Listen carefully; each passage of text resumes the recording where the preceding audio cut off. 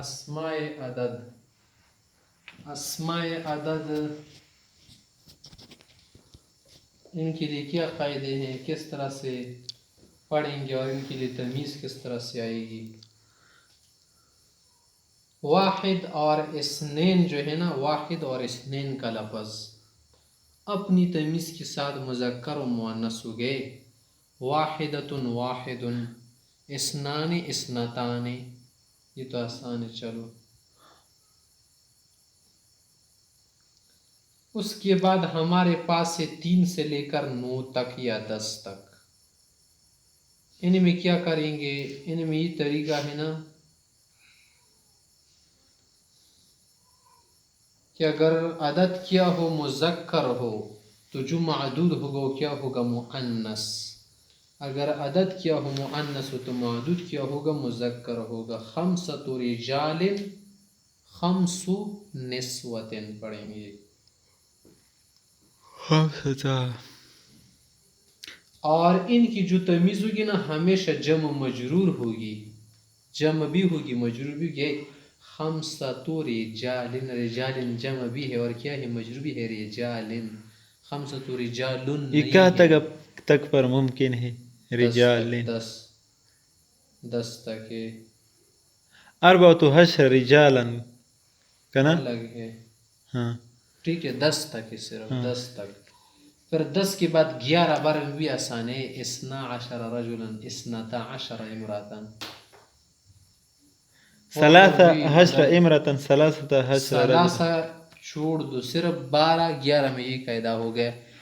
پھر کیا کریں گے، 13 سے لے کر 13، 13 سے لے کر کہاں تک، 20 تک. چلو سمجھو. یا پھر دہائی بھی ملا دو، 20 30 40، یہ دہائی ہے نا، یہ بھی ملا دو. ان کی تمیز کیا ہوگی وہ الگ بات ہے نا، اس لیے ہم نہیں پڑھتے. 13 سے لے کر 20 تک یعنی 19 تک. اگر آپ کے پاس عدد کیا ہے، مذکر ہے، پہلا والا ثلاثو، اور ادھر لفظ مؤنث کا آ رہا ہے تو کیا کریں گے، اسی صورت میں یہ کریں گے نا کہ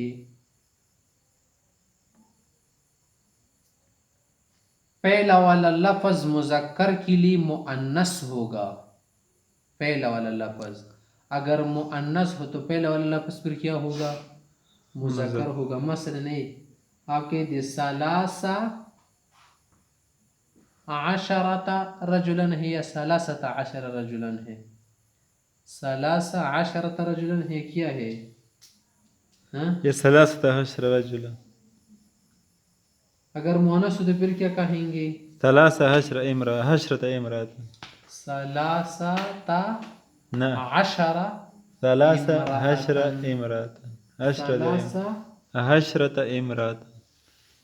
10 امرأة. پہلا والا لفظ کیا کہو، مؤنث کہو، مذکر کہو. کس کے لیے، مؤنث کے لیے. اگر مؤنث ہو تو پھر کیا کہو، مذکر کہو.